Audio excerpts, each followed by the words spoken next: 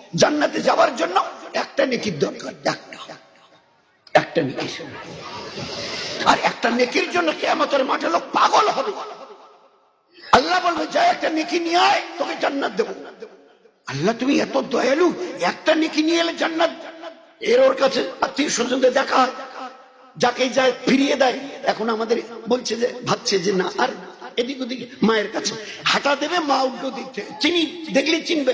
মা আমি তোমার ওই বাচ্চা যাকে 10 মাস পেটে ধরেছিলে, প্রসবের যন্ত্রণা সইয়েছিলে, শীতের দিনে আমার পেশাব পায়খানা নিজের কোলে রেখে আমাকে শুকনোতে রেখেছিলে, আমার কিছু হলে তোমার হারাম করে দিতে। হ্যাঁ বলো বলো বলো, কি বলতে চাও বলো। মা আমার আল্লাহ বলেছে একটা যদি নেকি দাও, একটা নেকি যদি নিয়ে আসতে পারি, আমার আল্লাহ আমাকে জান্নাত দেবে। মা বুঝতে পারছে বেটি তো আমারই, ছেলেটা তো আমারই, ছেলেটা তো আমারই, প্রথম ডাকাতে। কিন্তু এই একটা নেকি চাইছে, একটা নেকি, একটা নেকি মা তুমি যদি দাও, আল্লাহ আমাকে বলেছে জান্নাত দেবে। তো মা উত্তর দেবে। মা এবারে ভাববে একটু পরে আমার হিসাব হবে, হিসাবের টাইমে আমার যদি একটা নেকি কম হয়, আমি কার কাছে যাব? আমি কার কাছে যাব? আমার অবস্থা কি হবে? কারণ চতুর্দিক থেকে জাহান্নামের আযাব কানে পড়ছে হাসরবাসী। ওই অবস্থায় মা উত্তর দেবে, এই বেটি, এই বেটা, বড্ড ভুল করছিস। আসলে আমি তোর মা নই, অন্য কেউ তোর মা হবে, তুমি তাকে খুঁজে নাও। হ্যাঁ আমি দুনিয়ায় ছিলাম, আল্লাহর কসমকে বলতে পারি আমি কোনো বাচ্চার জন্মই দেইনি, আমি বাঁঝা মেছেছিলাম। ওই দিন আসছে, নিজের পরিণতিকে দেখে রক্তের কান্না কাঁদতে কাঁদতে নদী বইয়ে দেবে। আর ওই অবস্থায় রক্তের নদী বইয়ে দিয়ে তোমাকে জাহান্নামে যেতে হবে। कोई पूछने वाला नहीं, there will be none one to ask you why you are crying। একজন ব্যক্তি খুঁজে পাবে না হাসরের ময়দানে যেই কথাটা বলি, কেন কাঁদছেন ভাই, এত কাঁদছেন যে রক্তের নদী বয়ে যাচ্ছে, এই কথাটা পুছনে ওয়ালা কেউ থাকবে না। তার আগে থেকে জীবনটাকে সামলাই, কি করব? সংক্ষেপে শেষ করে এই মাদ্রাসাগুলোর দিকে দেখ নজর। মানুষ সবার দুটো জিনিস আল্লাহ দিয়েছে, কোরআন ও হাদিসের ইলম। আর বাকি যেগুলো এলেন সরে সরে ক খ এবিসিডি, এখান থেকে শুরু করে হার্ভার্ড আর অক্সফোর্ড আর ক্যামব্রিজ ইউনিভার্সিটি পর্যন্ত কোন বাবা মা ছেলেকে যদি ওই ডিগ্রি নিয়ে এনে 50 লক্ষ টাকার চাকরি ছেলে মেয়েকে দেয়, আর আমরা যদি সবই নিয়ে হাত জোর করে যদি জানতে চাই, সত্যি আপনাদের গর্ব করার মতো, আপনারা একটা কিছু করেছেন গর্ব করার মতো। ছেলে আর মেয়েকে হার্ভার্ড, অক্সফোর্ড, ক্যামব্রিজ ইউনিভার্সিটির শেষ, দুনিয়ার শেষ ডিগ্রি ছেলে মেয়েকে দিয়ে এনেছেন। বাবা আচ্ছা একটা দয়া করে ছোট্ট উত্তর দিবেন, এই ছেলে আর মেয়ে যেদিন মারা যাবে সিধা জান্নাতে যাবে তো? যাবে তো? হিম্মত নেই, গোটা দুনিয়াওয়ালাদের হিম্মত নেই কথা বলে যে আমার এই ছেলে মেয়েকে অক্সফোর্ড, হার্ভার্ড, ক্যামব্রিজ ইউনিভার্সিটির ডিগ্রি দিয়েছি, মরণের পরে সিধা জান্নাতে যাবে। হিম্মত নেই বলা, কারণ আল্লাহর নবীর একদম মজবুত হাদিস, মান ক্বালা লা ইলাহা ইল্লাল্লাহ দাখালাল জান্নাহ, যার কাছে ঈমান আছে সে জান্নাতে যাবে, যার কাছে ঈমান নেই তার জান্নাতে তার সঙ্গে কোনো সম্পর্ক নেই। তো এই সরসরা থেকে যা শিখেছে, কোথাও আল্লাহ এই শব্দটা কোথাও নেই। গোটা সিলেবাস সরসরা থেকে ওই কোথাও আল্লাহ শব্দ নেই। আর যার এক একটা করে অক্ষর নেকি দিয়ে, আজর দিয়ে, নূর দিয়ে, হেদায়েত দিয়ে ভরা। এই জন্য এর দিকে ধ্যান দিই। মা বোনদের কাছে আমার শেষ অনুরোধ, আল্লাহকে চিনি, চেনার মতো, তার সঙ্গে আমরা এবং মায়েরা 5 ওয়াক্তের নামাজ আমাদের বাড়ির 10 বছর থেকে উপরে ছেলে আর মেয়ে যা আছে সবাই নিয়ত করে নেই আমাদের বাড়ির, এরপরে আর কেউ বেনামাজি থাকবে না ইনশাআল্লাহ। ভাই নিয়ত করতে পারবো ইনশাআল্লাহ? আমরাও নিয়ত করি, মা বোনেরাও নিয়ত করুন। এই ছিল সাহাবাদের জীবন। একটা 10-11 বছরের মেয়ে বাচ্চা খুঁজে পাওয়া যায়নি যে 1 ওয়াক্তের নামাজ কাজা করেছে।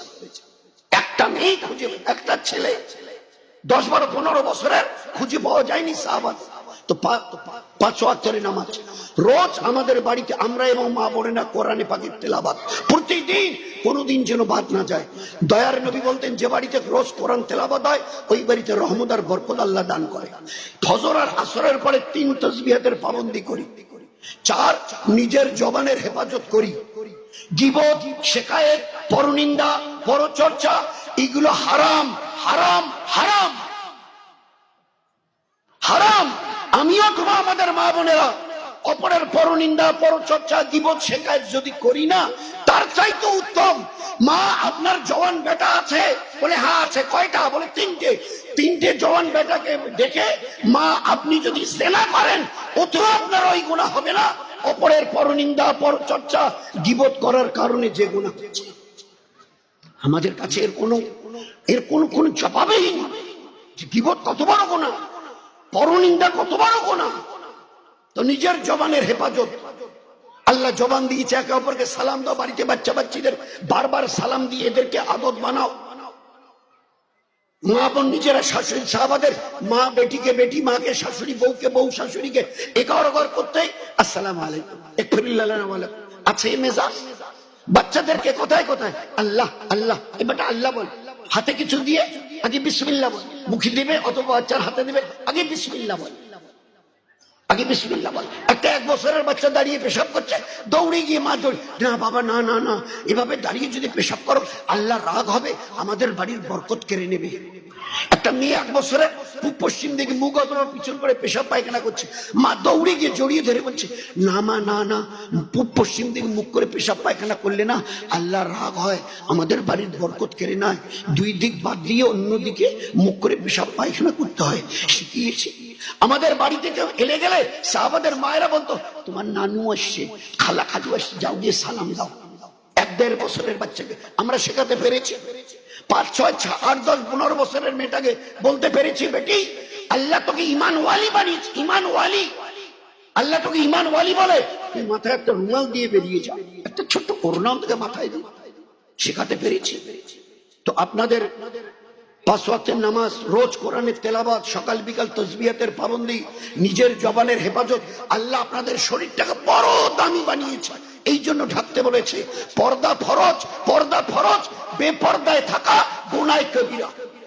আপনাদের মাথার চুল যদি অন্য পুরুষে থাকে বেগানা, মাথায় যতগুলো চুল আছে অতগুলো সাপ জাহান্নামে তৈরি করবে আল্লাহ ঠকাবার জন্য। বাচ্চাদের সুন্নত তরিকায় তালিম তরবিয়াত, বাড়ির এবং টাড়ির লোকের সঙ্গে মিষ্টি মধুর ব্যবহার, মিষ্টি মধুর ব্যবহার। খালি একদিন স্বামী স্ত্রী, নবী আর সময় দেখো বাকি, স্বামী আর স্ত্রী শুয়ে আছে, আল্লাহ রাসূল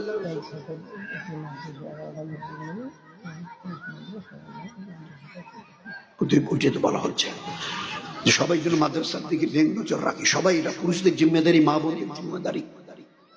তো শুধু মা আয়েশা, হুজুর সাল্লাল্লাহু আলাইহি ওয়াসাল্লাম স্বামী স্ত্রী শুয়ে আছে, খালি ইয়ের কি চলে বলেছে আমার ওই সতীন আছে না বুবু, বুবু ও একটু ওর চেহারাটা খাটো, সফিয়া ওর নাম, হযরত সফিয়া রাদিয়াল্লাহু আনহা সতীন।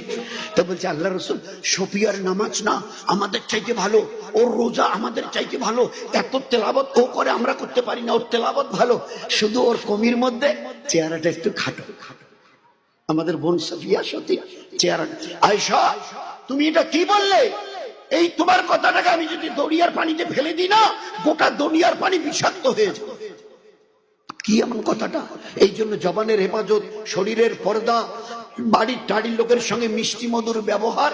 আর যে কাজটাই করি সংসারে, রান্না করবো তো সুন্নত তরিকা কি, বাড়িতে ঝাড়ু দিব তো নবীর সুন্নত তরিকা কি, হাত পায়ের নখ কাটবো তো নবীর সুন্নত তরিকা কি, জুতা পায়ে দিয়ে খুলবো তো নবীর সুন্নত তরিকা কি।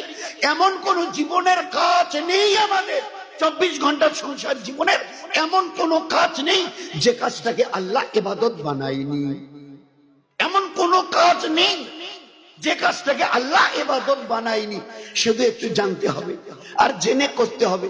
এই জন্য এই মাদ্রাসা, এই জন্য এর জন্য 3টে কাজ, খুব দিল থেকে দোয়া, আল্লাহ এই মাদ্রাসাগুলো যাতে সেইভাবে চলে, তোমার দিনকে দুনিয়াতে প্রত্যেকের মধ্যে বাকি রাখবার জন্য আল্লাহ সর্বদিক থেকে এর মদত করো।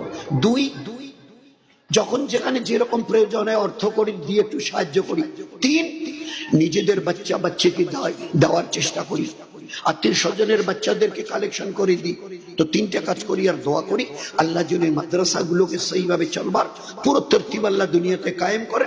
আমাদের নবী বলতেন আল্লাহ দুটো জিনিস দিয়ে আমাকে দুনিয়ায় পাঠিয়েছে, একটার নাম হচ্ছে ইলম, একটার নাম হচ্ছে হেদায়েত। চেষ্টা করবো ভাই ইনশাআল্লাহ, সবাই চেষ্টা করবো ইনশাআল্লাহ। এর জন্য দিল থেকে দোয়া, মেহনত, আর যখন যেরকম একটু অর্থকরীর প্রয়োজন হবে ঘর দরজা এটা ওটা, আর যার যেরকম ইস্তেদাদ আছে আমাদের জন্য আল্লাহ করার জন্য তৌফিক দেয়। এর জন্য আমরা সবাই দিল খুলে এর জন্য দোয়া চাইবো, করবো চেষ্টা ইনশাআল্লাহ। আসসালামু আলাইকুম ওয়া রাহমাতুল্লাহি ওয়া বারাকাতুহু ওয়া আখির দাওয়ানা আনিল